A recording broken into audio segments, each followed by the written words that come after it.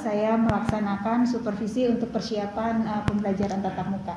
Nah, saya ingin mengetahui sejauh mana persiapan dari sekolah ini untuk menghadapi atau persiapan dalam menghadapi pembelajaran tatap muka dimaksud. Diawali dengan perkenalan, Bu, silakan. Terima kasih, Ibu. Saya Sri Winggowati, Bu. Kebetulan berada di SD Patra Komala ini sejak Februari lalu, jadi 1 tahun tepat sebagai kepala sekolah COVID-19. Oh iya, usianya satu COVID ya? Iya, betul.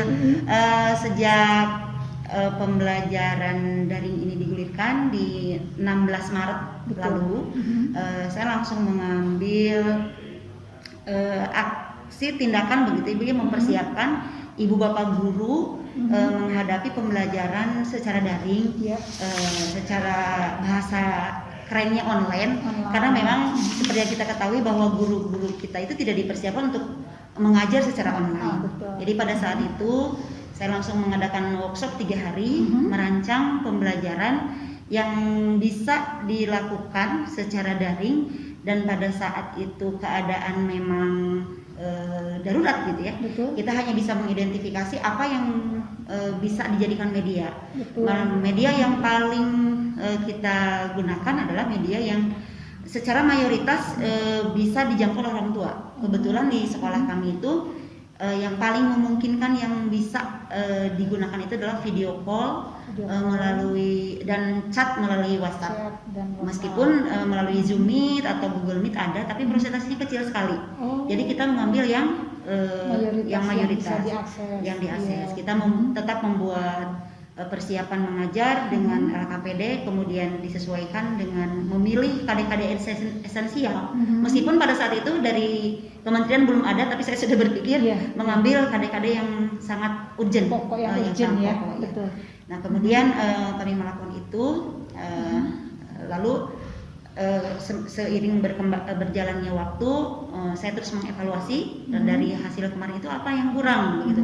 Terus dilakukan perbaikan-perbaikan, dilakukan remedial, dilakukan pengayaan terhadap metode dan strategi guru mengajar pada siswa. Di awal tahun pelajaran kami mempersiapkan juga untuk program di semester itu, karena pada dasarnya memang model-model pembelajaran, strategi pembelajaran yang dikuasai oleh guru sebelumnya itu harusnya dilaksanakan secara luring. Tetapi ternyata harus bisa bermanfaat secara daring. Jadi saya menginovasi itu terus-menerus, selain untuk memang memenuhi kebutuhan dan melayani peserta didik, juga untuk menjaga motivasi dan semangat guru-guru.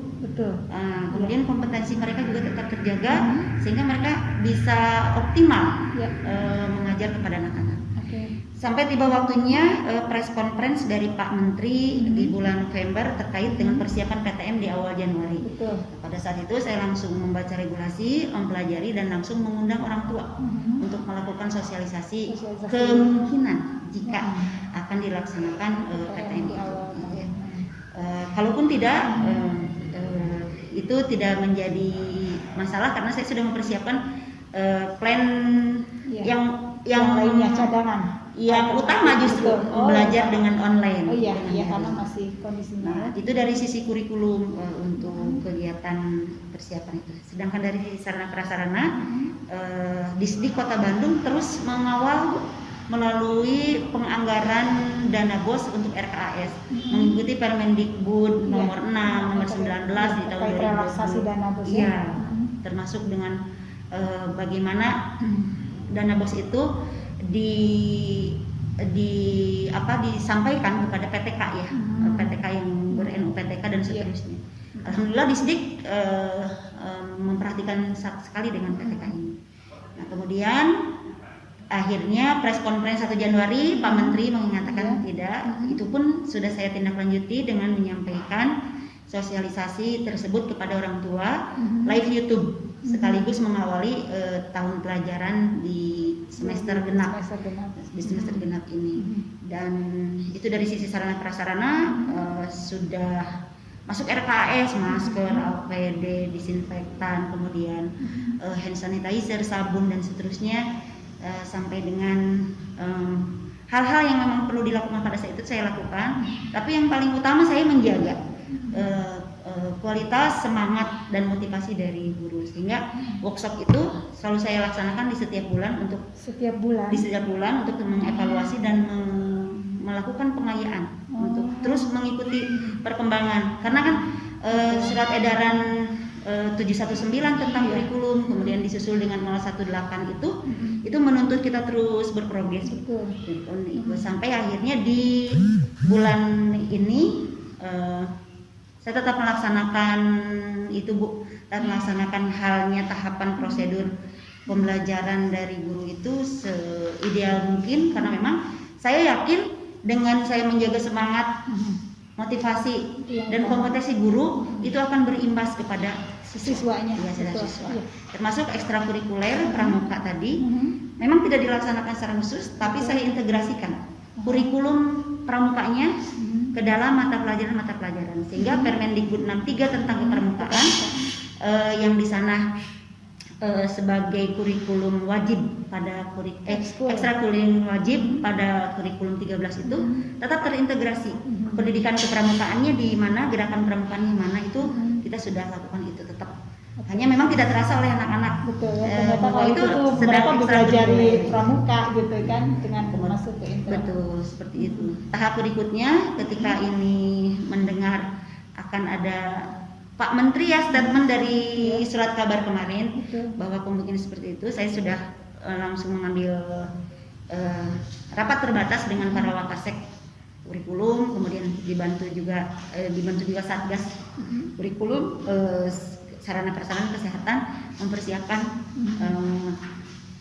jika di bulan Juli itu akan diadakan tatap muka. Saya sudah rancang Bu bagaimana mekanisme pengaturan anak-anak masuk berdasarkan petunjuk yang 50% itu, sehingga 1, 2, 3 di hari ini, besoknya 4, 5, 6 dari 14 rombel yang ada anak-anak dengan jumlah kelas yang hanya 11, ternyata setelah dipetakan kita hanya butuh 7 kelas di satu hari.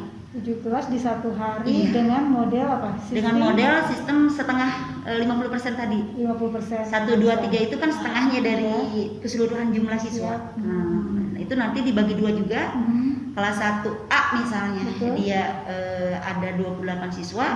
Yang pertama, termin pertama dia akan masuk di pukul 7 sampai dengan pukul 9. Oh, jadi durasi pembelajarannya 2 jam. Dan menurut regulasi yang saya baca itu kan paling lama 2,5 jam. 30 menit adalah rentang untuk penyemprotan disinfektan menjelang kedatangan anak-anak yang berikutnya. Kemudian dari sisi kurikulumnya saya sudah mencoba melihat lagi membedah SE 719 yang diperjelas dengan 018 itu Bu. Ternyata kan KD-KD-nya diringkas ya, dan kita memilih untuk menggunakan KD-KD pilihan dan KD-KD tambahan yang diperlukan oleh sekolah ini. Jadi kan ada 3 pilihan ya Bu ya. Boleh mengambil full kurikulum 13 atau KD-KD esensial, atau sekolah memiliki kurikulum tersendiri. Nah, itu akan saya coba integrasikan lagi Bu, karena di sekolah dasar itu saya masih mempercayai bahwa anak-anak masih berpikir holistik sehingga masih harus terintegrasi tematik. Tetapi kita harus mengaitkan KD-KD yang ada di setiap mata pelajaran, diikat dengan satu tema, kemudian dibelajarkan alurnya, prosesnya, tanpa memunculkan nama mata pelajaran, tetapi itu sudah mengandung karakteristik mata pelajaran integrasi. Jadi tim kurikulum ini akan dimulai dari kelas 4, 5, 6. Saya workshopkan dulu, setelah menghasilkan produk udah siap, saya susul dengan kelas 1, 2, 3. Nah, barangkali baru itu Bu persiapan saya selaku di sini sebagai yang dituakan di sekolah ini, atau kalau SK-nya mah kepala sekolah gitu. Tapi saya nggak mau mendiktonomi gitu antara kepala sekolah dan guru gitu. Karena kita bekerja bersama-sama. Itu saja mungkin Bu baru yang bisa saya lakukan. Oke, bagus, karena memang ini workshopnya dilakukan secara periodik ya. Jadi setiap informasi apapun itu yang baru bisa segera disosialisasikan. Terutama koordinasi antara kepala sekolah dan guru itu harus tetap terjalin, karena seperti yang disampaikan tadi akan sangat berimbas kepada peserta. Nah, ketika akan nanti dilaksanakan PTM, apa yang Ibu ingin sampaikan kepada dari sisi orang tua maupun siswa sebelum mereka berangkat ke sekolah? Barangkali apa yang ingin saya sampaikan, satu, jika ini adalah suatu kebijakan nasional ya yang memang harus diikuti, maka kita akan ikuti sebaik mungkin, kemudian seideal mungkin di tengah kondisi yang tidak ideal. Karena tugas kita sebagai abdi negara yang mencetak, bekerja hari ini dan persiapan masa depan itu ya memang harus seperti itu. Jadi saya berharap keadaan alam bersahabat kembali kepada hal yang normal, karena memang kalau insya Allah penyakit itu selalu ada obatnya. Orang tua bisa mengikuti juga regulasi yang ditetapkan oleh pemerintah melalui kami lembaga.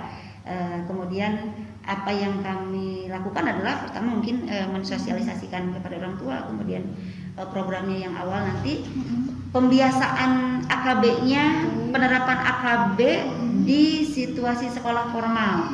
Karena selama ini memang secara langsung kepada siswa belum. Karena siswa itu mendengar dari orang tua. Kalau harapan saya dengan situasi yang berubah baik dan seterusnya itu, sekolah akan segera kembali normal. Karena Ibu, saya masih menganut keyakinan bahwa pendidikan karakter itu harus direct Bu ya.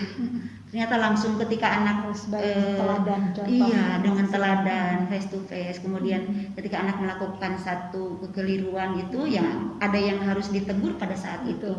Nah, itu hanya bisa dilakukan melalui sekolah dan melalui pembelajaran tatap muka. Kemudian kalau online itu kita tidak bisa melihat secara langsung, mengawasi secara langsung gitu ya. Ketika anak belajar meskipun kita melakukan video call begitu, kita tidak mengetahui secara langsung. Kemudian si daya pamibahasa Sundanya gitu ya, ada rasa segan dan seterusnya berbeda ketika tatap muka dengan guru. Karena tidak berada dalam posisi lokasi yang sama. Itu implikasinya sangat berbeda jauh. Antara tatap muka dengan online. Jadi kalau harapan saya mudah-mudahan insya Allah usaha baik pemerintah yang sudah selama ini dilakukan, kami pun tidak main-main melaksanakan tugas ini. Insya Allah meskipun dalam keadaan online, saya dengan segala keterbatasan dan kemampuan saya mengawal teman-teman untuk terus menjaga motivasi dan semangat. Ya, terima kasih Ibu atas waktunya. Jadi itu tadi sedikit kita bisa melihat gambaran SD Patra Komala dalam menghadapi persiapan pembelajaran tatap muka. Sudah dipersiapkan bagaimana dari sisi kurikulumnya, dari sisi sarprasnya, dan diharapkan karena sekolah ini pendidikan bukan hanya tanggung jawab dari sekolah, tapi tanggung jawab juga dari orang tua. Bagaimana orang tua membekali anaknya ketika sebelum mereka berangkat ke sekolah dengan nutrisi yang baik dan terutama peralatan kesehatan yang memadai. Terima kasih waktunya Ibu. Sama-sama Ibu. Terima kasih atas kepercayaannya. Oke, terima kasih. Assalamualaikum warahmatullahi wabarakatuh.